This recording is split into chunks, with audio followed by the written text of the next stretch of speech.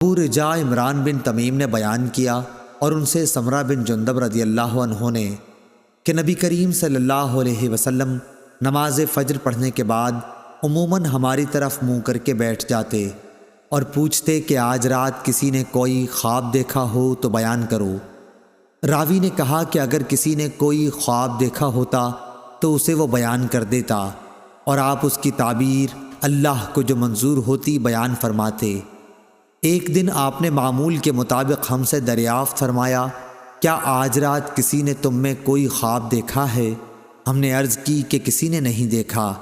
آپ نے فرمایا، لیکن میں نے آج رات ایک خواب دیکھا ہے کہ دو آدمی میرے پاس آئے، انہوں نے میرے ہاتھ تھام لیے اور مجھے ارض مقدس کی طرف لے گئے اور وہاں سے عالم بالا کی مجھ کو سیر کرائی۔ وہاں کیا دیکھتا ہوں کہ ایک شخص تو بیٹھا ہوا ہے اور ایک شخص کھڑا ہے اور اس کے ہاتھ میں، امام بخاری نے کہا کہ ہمارے بعض اصحاب نے غالباً عباس بن فضیل اسقاطی نے موسیٰ بن اسماعیل سے یوں روایت کیا ہے، لوہے کا آنکس تھا جسے وہ بیٹھنے والے کے جبڑے میں ڈال کر اس کے سر کے پیچھے تک چیر دیتا، پھر دوسرے جبڑے کے ساتھ بھی اسی طرح کرتا تھا۔ اس دوران میں اس کا پہلا جبڑا صحیح اور اپنی اصلی حالت پر آ جاتا اور پھر پہلے کی طرح وہ اسے دوبارہ چیرتا۔ میں نے پوچھا کہ یہ کیا ہو رہا ہے؟ میرے ساتھ کے دونوں آدمیوں نے کہا کہ آگے چلو۔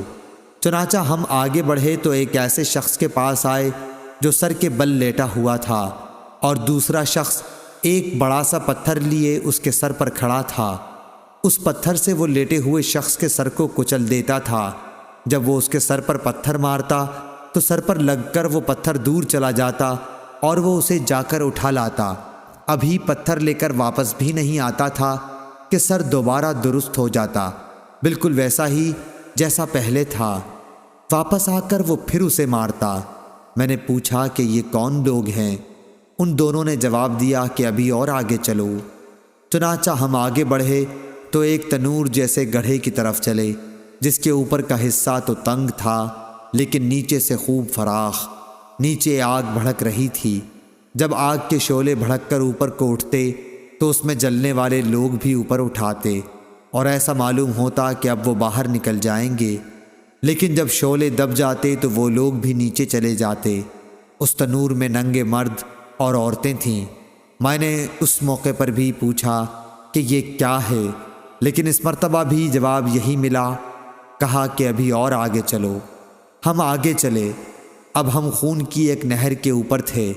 نہر کے اندر ایک شخص کھڑا تھا اور اس کے بیچ میں یزید بن ہارون اور وہب بن جریر نے جریر بن حازم کے واسطے سے واسطہ نہر کے بجائے شط النہر، نہر کے کنارے کے الفاظ نقل کیے ہیں۔ ایک شخص تھا جس کے سامنے پتھر رکھا ہوا تھا۔ نہر کا آدمی جب باہر نکلنا چاہتا تو پتھر والا شخص اس کے منہ پر اتنی زور سے پتھر مارتا کہ وہ اپنی پہلی جگہ پر چلا جاتا، اور اسی طرح جب بھی وہ نکلنے کی کوشش کرتا وہ شخص اس کے منہ پر پتھر اتنی ہی زور سے پھر مارتا کہ وہ اپنی اصلی جگہ پر نہر میں چلا جاتا۔ میں نے پوچھا یہ کیا ہو رہا ہے؟ انہوں نے جواب دیا کہ ابھی اور آگے چلو۔ چنانچہ ہم اور آگے بڑھے اور ایک ہرے بھرے باغ میں آئے جس میں ایک بہت بڑا درخت تھا۔ اس درخت کی جڑ میں ایک بڑی عمر والے بزرگ بیٹھے ہوئے تھے اور ان کے ساتھ کچھ بچے بھی بیٹھے ہوئے تھے۔ درخت سے قریب ہی ایک شخص اپنے آگے آگ سلگا رہا تھا۔ وہ میرے دونوں ساتھی مجھے لے کر اس درخت پر چڑھے۔ اس طرح وہ مجھے ایک ایسے گھر میں اندر لے گئے کہ اس سے زیادہ حسین و خوبصورت اور بابرکت گھر میں نے کبھی نہیں دیکھا تھا۔ اس گھر میں بوڑھے، جوان، عورتیں اور بچے سبھی قسم کے لوگ تھے۔ میرے ساتھی مجھے اس گھر سے نکال کر پھر ایک اور درخت پر چڑھا کر مجھے ایک اور دوسرے گھر میں لے گئے جو نہایت خوبصورت اور بہتر تھا۔ اس میں بھی بہت سے بوڑھے اور جوان تھے۔ میں نے اپنے ساتھیوں سے کہا، تم لوگوں نے مجھے رات بھر خوب سیر کرائی، کیا جو کچھ میں نے دیکھا اس کی تفصیل بھی کچھ بتلاؤ گے؟ انہوں نے کہا، ہاں، وہ جو تم نے دیکھا تھا اس آدمی کا جبڑا لوہے کے آنکس سے پھاڑا جا رہا تھا تو وہ جھوٹا آدمی تھا جو جھوٹی باتیں بیان کیا کرتا تھا۔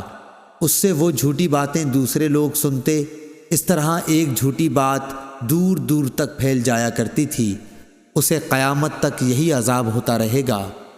جس شخص کو تم نے دیکھا کہ اس کا سر کچلا جا رہا تھا تو وہ ایک ایسا انسان تھا جسے اللہ تعالیٰ نے قرآن کا علم دیا تھا، لیکن وہ رات کو پڑا سوتا رہتا اور دن میں اس پر عمل نہیں کرتا تھا۔ اسے بھی یہ عذاب قیامت تک ہوتا رہے گا۔ اور جنہیں تم نے تنور میں دیکھا تو وہ زناکار تھے، اور جس کو تم نے نہر میں دیکھا وہ سود خور تھا، اور وہ بزرگ جو درخت کی جڑ میں بیٹھے ہوئے تھے وہ ابراہیم علیہ السلام تھے، اور ان کے ارد گرد والے بچے لوگوں کی نابالغ اولاد تھی۔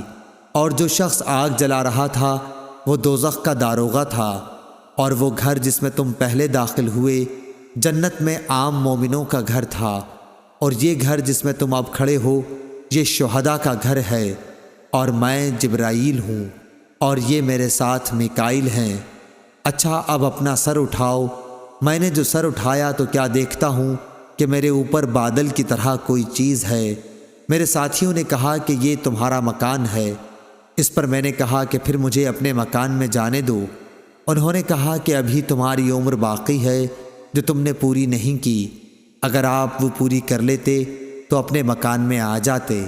صحیح بخاری حدیث نمبر 1386۔